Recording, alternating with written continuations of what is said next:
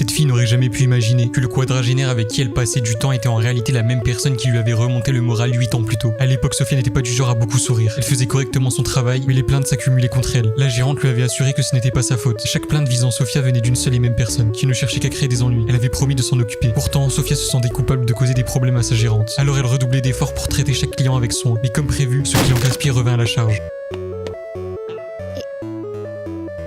いらっしゃいませ。ポイントカードを。カゴに入れてないだろ。すみません。おい、なんで卵を先に通すんだ。潰れたらどうする。 Léo, juste derrière lui dans la file, en avait déjà assez. Depuis qu'il était entré, cet homme s'emportait pour le moindre détail. Toutes les autres caisses étaient ouvertes, mais à chaque fois, il choisissait délibérément celle de Sofia. Et le plus agaçant, il finissait toujours la pile devant Léo. Une fois recadré par Léo, le client comprit qu'il n'avait aucune raison valable et repartit, la queue entre les jambes. Plus tard, Sofia retrouva Léo en train de fumer près de l'entrée et le remercia. Léo balaya ça d'un revers de main. Ce n'était qu'un énième employé de bureau qui venait de passer une journée catastrophique, déjà d'une humeur massacrante. Puis il avait vu Sofia se faire incendier. L'animé s'appelle Beyond the Supermarket.